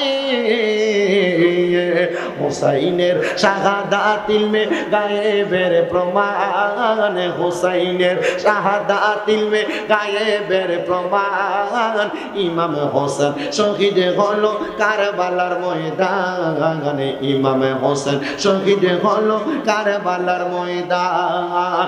নবীর আওলাদ নূহের কিস্তি নবীজির বয়ান, আবু যর গিফারির হাদিসে প্রমাণ, নবীর আওলাদ নূহের কিস্তি নবীজির বয়ান, আবু যর গিফারির হাদিসে প্রমাণ, জীবনে দিবে ঈমান পাবে সুন্নিদের পথে, জান্নাতে তোর জায়গা হবে হোসাইনের সাথে, জীবনে দিবে ইমানে পাবে সুন্নিদের সাথে জান্নাতে তোর জায়গা হবে হোসাইনের সাথে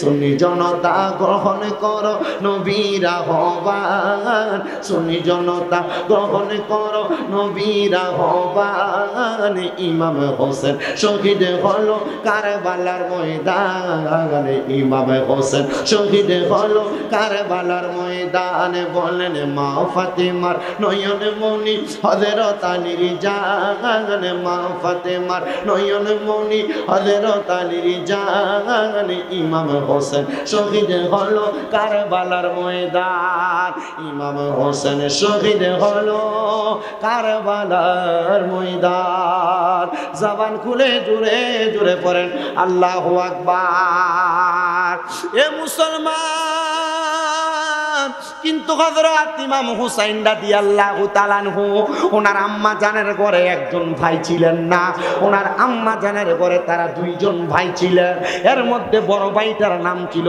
হযরত ইমাম হাসান রাদিয়াল্লাহু তাআলা আনহু ইমাম হাসান রাদিয়াল্লাহু তাআলা আনহুরে দুষ্ট ইয়াজিদ পাপাচার বাগিনীরা একবার দুইবার না তিনবার চারবার পাঁচবার ছয়বার বিষ পান করাইছে ইমাম হাসান বলে আমারে যখন তারা বিষ পান করায় কিন্তু এই বিষ দ্বারা আমার জীবন যায় না কেন জানো কারণ আমার নবী রাহমাতাল লিল আলামিন নবীজি দিনে রাইতে আমি ইমাম হাসানের ঠোঁট মুবারকের মধ্যে চুমা খাইছে নবীর ঠোঁট মুবারক যেই জায়গার মধ্যে লাগছে এই জায়গা কোনোদিন বিষ দিয়া মারতে পারে না বিষ দিয়া মারতে পারে না কারণ নবী তো রাহমাতুল লিল আলামিন নবী বরকতওয়ালা নবী আমরা সুন্নিরা এই জন্যই নবী নবী করি কারণ আমরা জানি নবী নবী কইরা যদি মরতে পারি আমাদের মরণের পরে উম্মত বইলা নবী আমাদেরকে কুল মোবারকে নিবে কথা বলেন ঠিক কিনা ও বন্ধু ইমাম হাসানকে যখন বিষ পান করায় ছয়বার বিষ পান করানোর পরে ইমাম হাসান রাদিয়াল্লাহু তাআলা আনহু একবার দুইবার তিনবার চারবার পাঁচবার ছয়বার বিষক্রিয়ায় যখন ইন্তেকাল শাহাদাত বরণ করে না ইমাম হাসানের বিষের সাথে মরুভূমির নুরি পাথরকে ওই দুষ্ট পাপাচাররা বাইটা ইমাম হাসানের বিষের মধ্যে তারা মিশিয়া দিছে হায় রে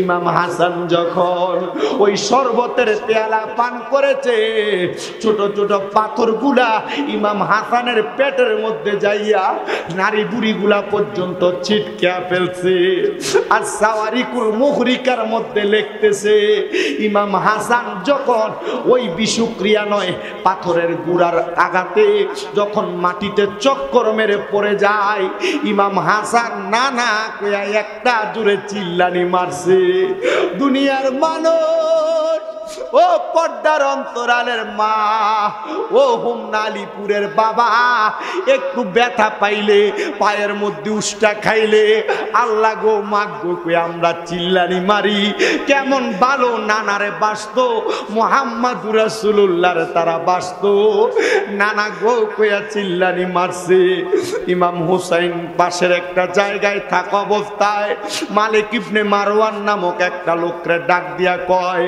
কোথায় জানি আমার প্রাণের বড় ভাই ইমাম হাসান ব্যথা পাইয়া নানা গো কইয়া চিল্লানি মারছে আরে না তোমার ভাই না অন্য কেউ চিল্লানি মারতে পারে কয় না দুনিয়ার জমিনের ভিতরে নানারে এর চাইতে বেশি আর কেউ ভালোবাসে না আমার ভাই নানা বইলা চিৎকার করছে ইমাম হুসাইন দৌড়াইয়া মালিক ইবনে মারওয়ান রে লইয়া ইমাম হাসানের কাছে আইসা দেখতেছে ইমাম হাসান তরোয়াল বত্তি খন্দর লইয়া মাটির মধ্যে মরুভূমিতে গড়াগড়ি খাইতেছে ইমাম হুসাইন বারবার জিগায় ও ভাই ভাই, কে আপনারে বিষ পান করাইছে, কে শাহাদাত করছে, একবার আমারে নামটা বইলা দেন, আমি আমার তরবারি দিয়া তার গর্দান আলাদা করে দিব।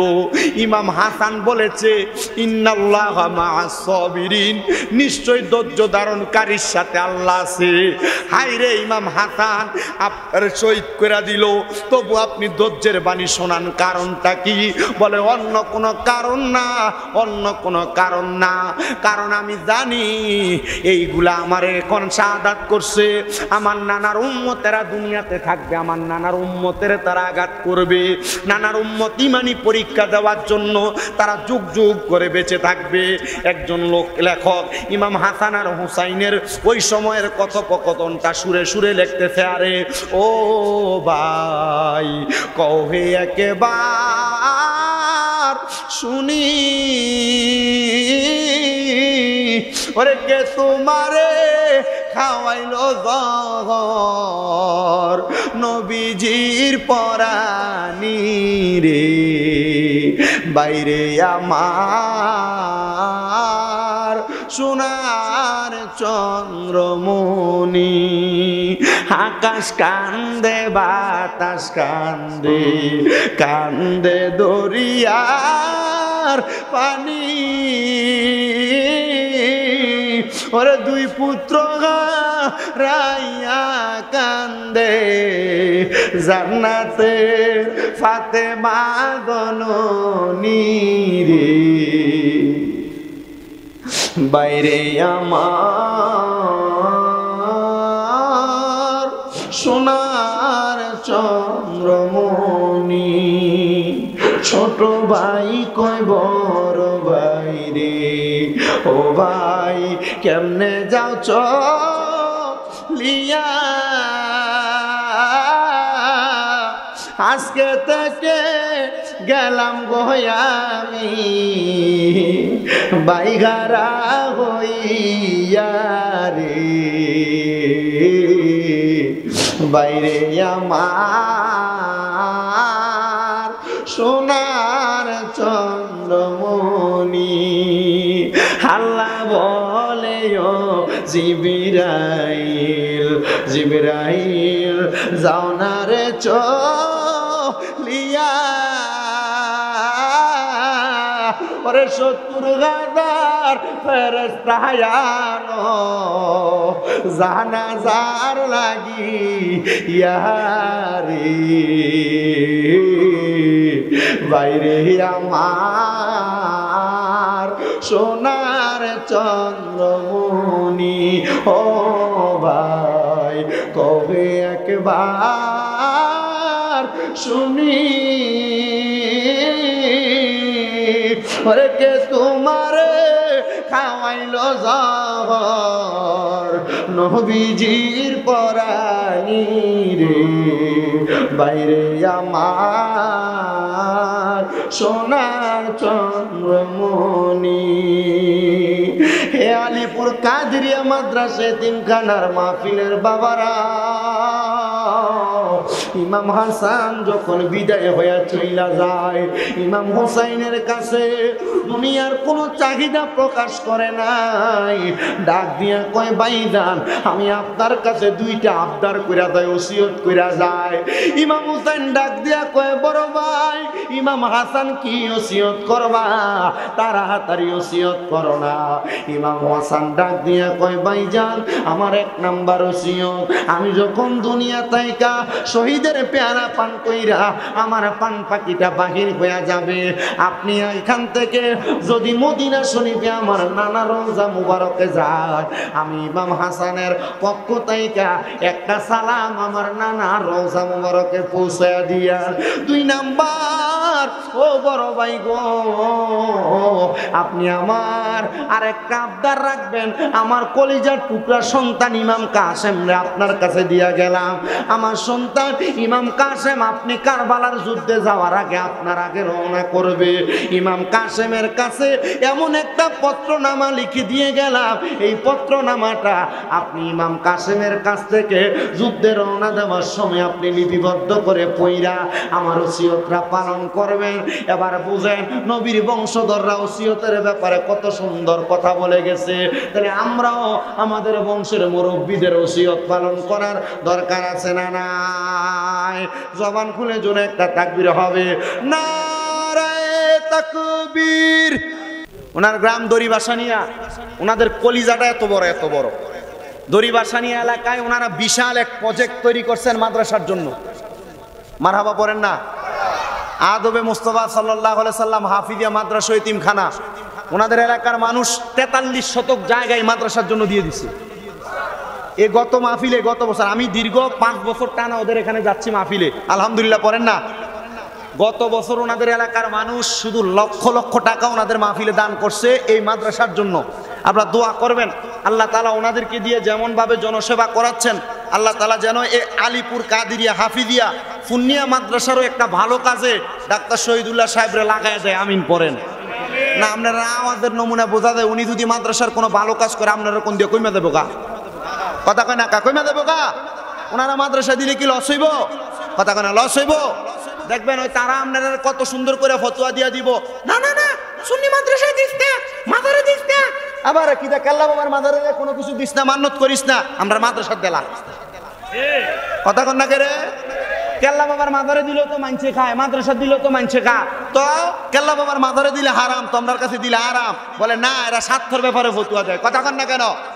এরা ফাইবার লেগে ফতুয়া দেয়, কয় মরার পরে 60 দিন না 40 করে খানা করিস না। আবার যদি কয় খানাটি রাইন্দা তার মাদ্রাসা দেলাইব তাহলে খুশি হয়। কথা কন না কে রে? হ্যাঁ আছে না নাই? আল্লাহ এরা থেকে আমরা হেফাজত করো।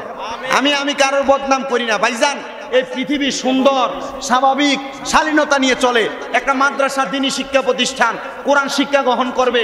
এখানে যদি কেউ কোনো কিছু দান করে সদকা করে তা আপনারা এটারে বেদাত ফতুয়া দেন কে লেগা? না দেলাইলে তো আমরার বাগেরটা কমে দেবো গা। এই কথা কন না কে রে? ঠিক না? তো ডাক্তার শহীদুল্লাহ সাবরিদি আলিপুর মাদ্রাসায় কিছু একটা হক আপনারা কারা কারা চান হাত তুলেন। ওই চাই না বলে চান কি চান না? হাত একটা তুলছে মনে হয় অল্প চাই, দুইটা তুলে একটা দূরে তাকবীর দেলাও চাই জোরে।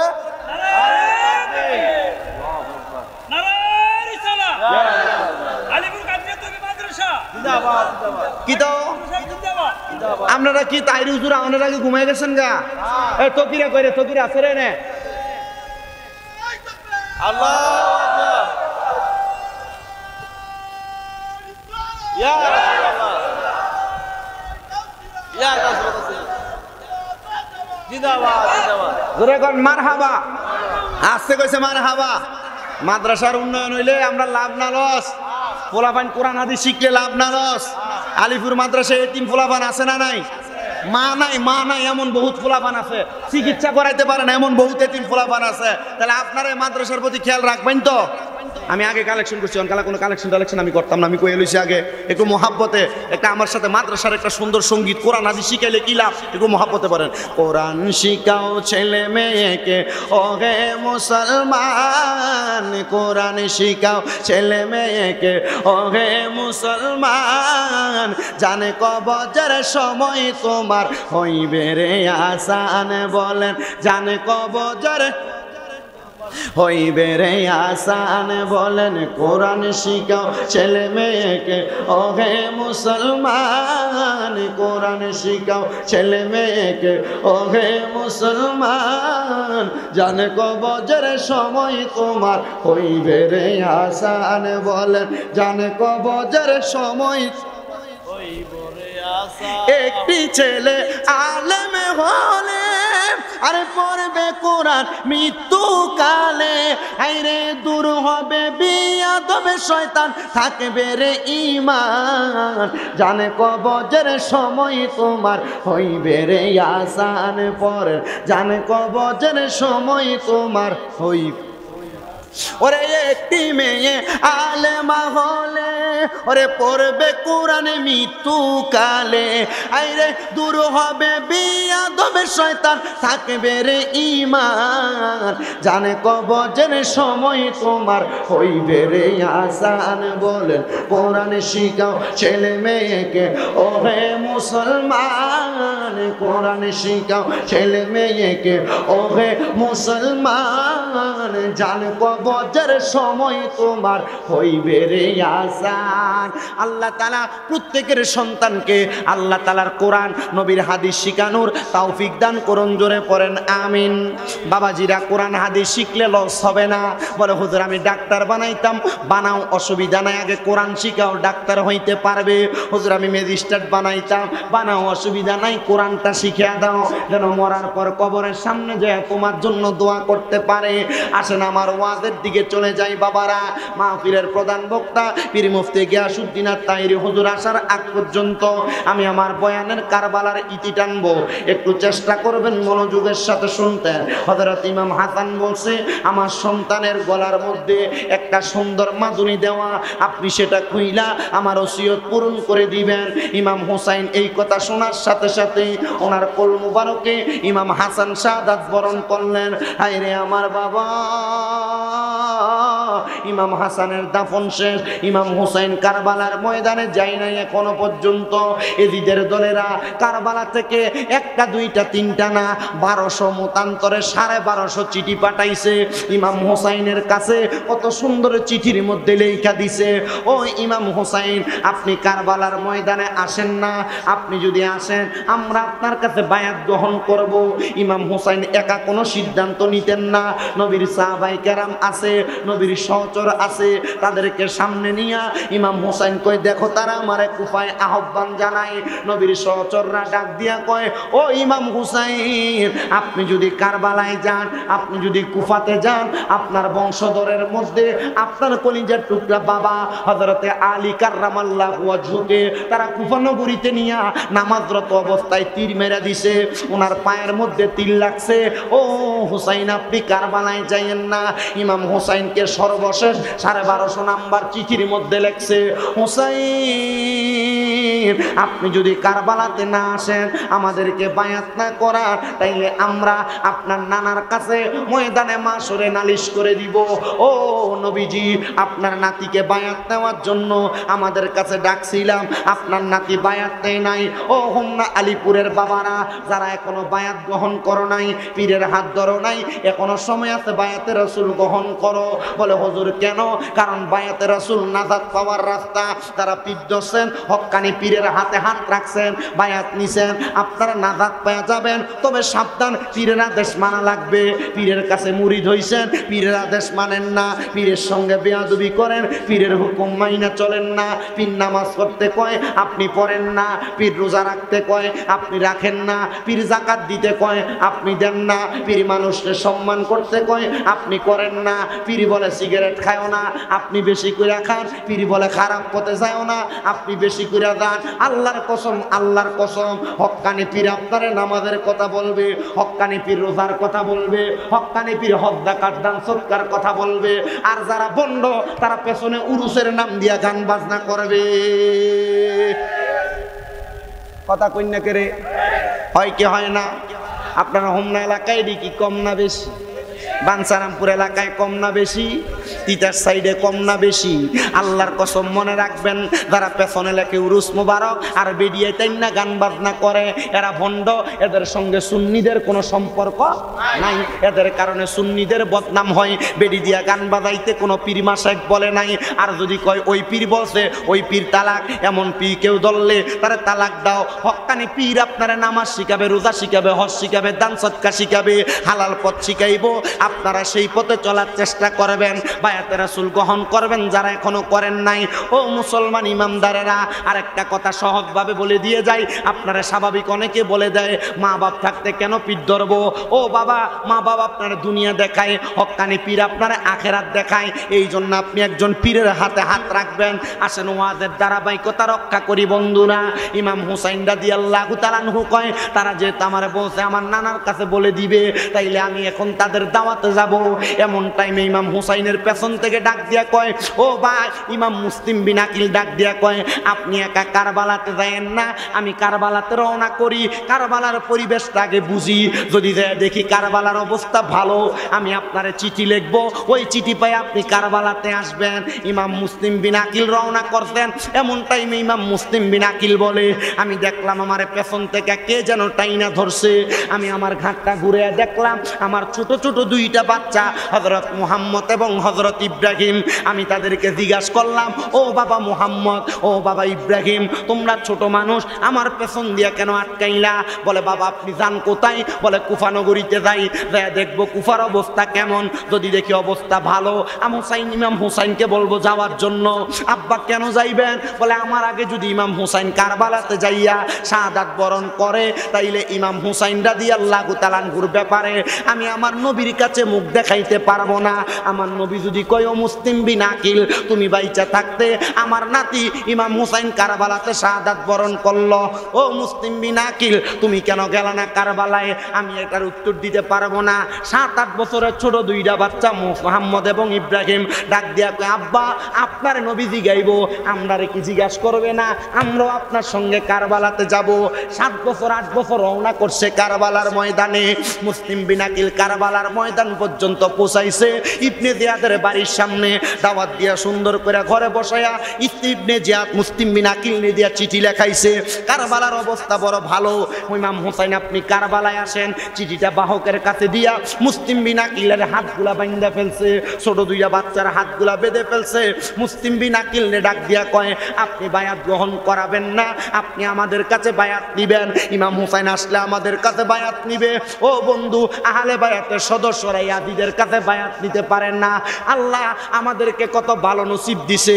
ইমাম হুসাইনের হুসাইনিয়ত, ইমাম হুসাইনের কারবালার ময়দানে শহীদ হওয়া, রক্ত দেওয়ার মাধ্যমে আমাদেরকে হুসাইনি ইসলাম দিয়া গেছে। যদি আপনি হুসাইনি ইসলাম না পাইতেন, আপনি এখনো পর্যন্ত ইজিদদের কাতারে থাকতেন। বলে হুজুর কেন? কারণ ইজিদ কারবালার ময়দানে নামাজ পড়ছে। ইমাম হুসাইনের গলা মুবারকের মধ্যে ছুরি দেওয়ার আগে ইবনে জিয়াদ খবর দিয়া বলছিল, তাড়াতাড়ি হুসাইনের গলায় ছুরি চালা, আসরের নামাজের সময় চলে যাইতেছে। আরে যেই নাতির নানার কারণে নামাজ পাইলা, যেই নাতির নানার কারণে রোজা পাইলা, যেই নাতির নানার কারণে হজ যাকাত দান সদকা পাইলা, ওই নানার নাতির গলাতে ছুরি চালাইয়া কোন নামাজ পড়বা? কারণ ওই নানার নাতির কষ্ট দিয়া নামাজ পড়লে জান্নাত পাইবা না। কারণ ওই জান্নাতের যুবকদের সরদারি হবে ইমাম হুসাইন। সুবহানাল্লাহ দূরে নাই, আর মোহাব্বতের আওয়াজে কন্যা সুবহানাল্লাহ। ও বন্ধু, ও নবীর উম্মতের দলেরা, আর একটু মনোযোগ দিলে আলোচনাটার ভিতরের দিকে প্রবেশ করি। ইমাম হুসাইন রাদিয়াল্লাহু তাআলা আনহুর ওই ভাইজান, উনি যখন মুসলিম বিন আকিল ওই ইবনে জিয়াদের হাতে বন্দী, ওনার 2 সন্তান সহ কারাগারে প্রবেশ করাইলেন। মুসলিম বিন আকিল রাদিয়াল্লাহু তাআলা আনহুরে ওই কারাগারের দরজায় যিনি প্রহরী ছিল, উনি ডাক দিয়া কয়, আপনার চেহারা বড় সুন্দর, আপনার চেহারা বড় নুরানি, আপনার দেখতে বড় ভালো লাগে, আপনি কি আহলে বায়াতের এমন একজন নাকি? বলে হ্যাঁ। বলে আমার বড় শখ ছিল আহলে বায়াতের কাউরে যদি আমি পায়া যাই, আমি তার হাতে হাত রাইখা বায়াত গ্রহণ করব। ও হুজুর, আমি আপনাদেরকে বন্দি রাখতে পারবো না, আমি আপনার কাছে বায়াত নিলাম, আপনারা এখান থেকে ছেড়ে দিলাম। মুসলিম বিন আকিলকে ছেড়ে দিয়া বায়াত গ্রহণ করে যখন ছেড়ে দিছে, কত দরজায় যায়, মুসলিম বিন আকিল রে কেউ জায়গা দেয় না। ইবনে জিয়াদ ঘোষণা দিছে, মুসলিম বিন আকিল রে যার ঘরে রাখবা তারে আমি কতল করে ফেলবো। মুসলিম বিন আকিল কত মানুষের কাছে পানি চাই, কেউ পানি দেয় না। কিন্তু ওই কারবালা এলাকায় একটা মহিলা ছিল, ওই মহিলাটা ডাক দিয়া বলতেছে, আমার কাজ ছিল ইবনে জিয়াদের মানে ইয়াজিদের বাড়িতে কাজ করা, দাসী বান্দিগিরি করা। কিন্তু যখন আমার সামনে চলে আসলো হযরত ইমাম হুসাইনের আওলাদ, আহলে বায়াতের আওলাদ হযরত মুসলিম বিন আকিল, আমার দরজায় এসে পানি চাইছে, আমি তারে ফিরিয়ে দিতে পারি নাই। ও ইবনে জিয়াদের দাসী, ইবনে জিয়াদের বান্দি, তুমি কেন তারে ফিরিয়ে দাও না? বলে আমি যদি তারে পানির জন্য ফিরিয়ে দেই, আর যদি আমার নবী আমারে বলে আমার আহলে বায়াত, আমার বংশধর তোমার কাছে পানি চাইছে, তুমি দাও নাই, আমি নবীর কাছে উত্তর দিতে পারবো না। এই জন্য আমি ওনাকে পানি দিলাম। উনি পানি পান করার পরে আমাকে বললেন কিছুক্ষণ আমারে আশ্রয় দেওয়া যাবে, আমি তারে আমার ঘরে আশ্রয় দিলাম। ও বন্ধুরা, ইবনে জিয়াদ চারদিকে খবর লাগিয়ে দিছে, কোথায় রে মুসলিম বিন আকিল, কোথায় পালাইছে, কার ঘরে পালাইছে? মুসলিম বিন আকিল কি তোমাদের কাছে আছে? সবাই বলে না আমাদের কাছে নাই। কিন্তু মুসলিম বিন আকিল ওই মহিলার ঘরের মধ্যে থাইকা ইসলামের দাওয়াত দেয়, নবীর প্রেমের দাওয়াত দেয়, কেউ কোনো খবর জানে না। ইবনে জিয়াদের কাছে কেউ যায় না, সব মুসলিম বিন আকিল আহলে বায়াতের সদস্যর কাছে যায়। হায়রে বাবা, হযরত ইমাম মুসলিম বিন আকিল যখন দাওয়াত দেয়, একটা গুপ্তচর ইয়াজিদ বাহিনী লাগিয়ে দিছে। ওই গুপ্তচরটা হাতের মধ্যে তসবিহ নিয়া, আরেক হাতের মধ্যে এক পোটলা দিরহাম নিয়া সুবহানাল্লাহ জিকির করতে করতে মসজিদে ঢুকছে। কই ঢুকছে? সুবহানাল্লাহর জিকির করতে করতে মসজিদে ঢুকছে। একদিন, 2 দিন, 3 দিন, 7 দিন পর্যন্ত মসজিদে জিকির করে। একজন আইসা জিজ্ঞাসা করে, ও আল্লাহর বান্দা, হাতের মধ্যে একটা পুটলি আর একটা তাসবিহ নিয়া মসজিদে আজকে 7 দিন জিকির করেন, বাড়ি কোথায়, কাজ কি? বলে আমার বাড়ি বড় বহুদূর। আমি খবর পাইলাম কুফা নগরীতে মুসলিম বিন আকিল আহলে বায়াতের সদস্যের আগমন হয়েছে, তোমরা কি আমারে খবর দিতে পারবানি? বলে হ্যাঁ, খবর দিতে পারবো, খবর দিতে পারবো।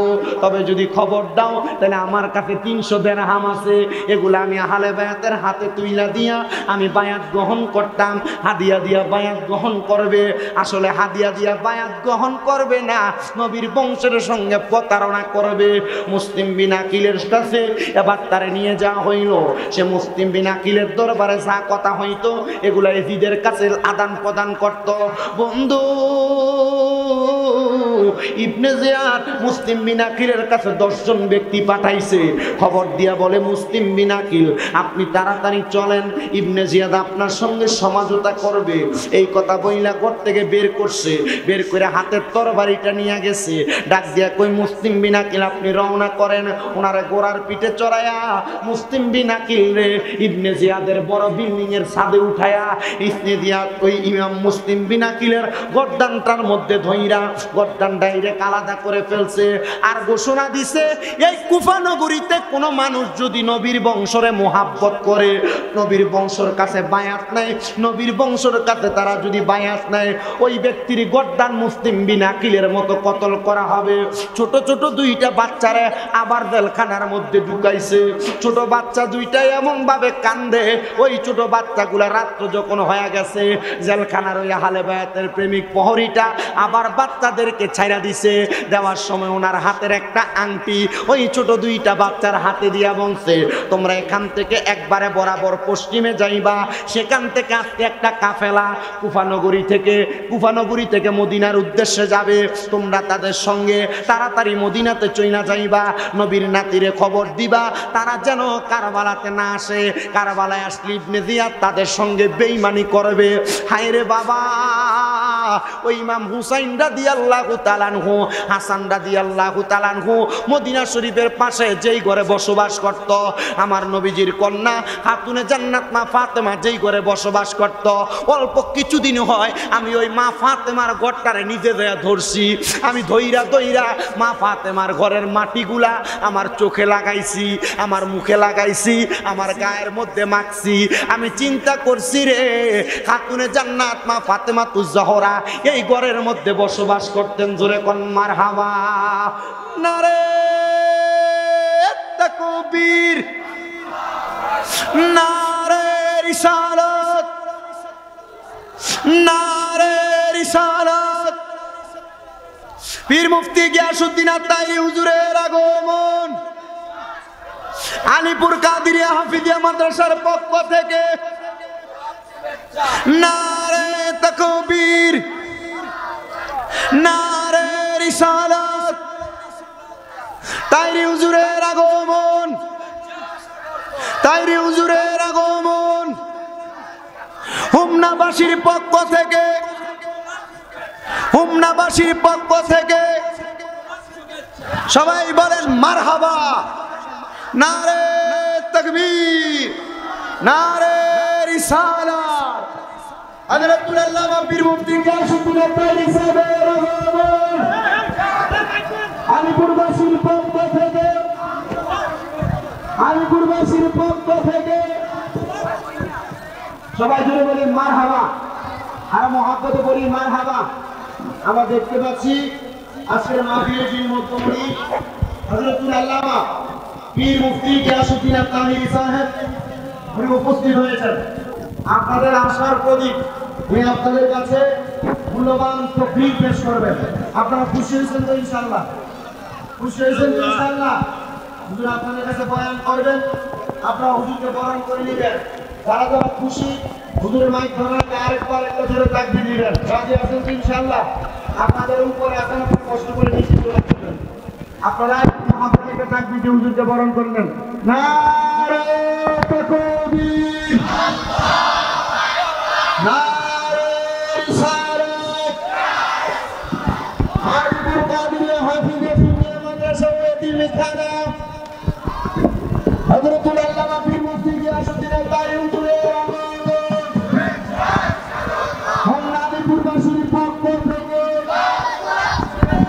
সবাই বলি মারহাবা। আমি সর্বশেষ আমার আম্মু অসুস্থ, আমি আগেও বলছি এখন আপনাদেরকে বলছি, আপনারা খাস করে একটু দোয়া করবেন। আর বিশেষ করে আমার মাদ্রাসার ছাত্ররা দোয়া করে, আপনারা যারা এখানে আছেন আপনারা দোয়া করবেন আমার আম্মাকে অতি তাড়াতাড়ি সুস্থ করে দোয়া করবেন ইনশাআল্লাহ। হুজুরের কাছে আপনাদের সবার কাছে দোয়া করছি। আসসালামু আলাইকুম ওয়া রাহমাতুল্লাহি ওয়া বারাকাতুহু।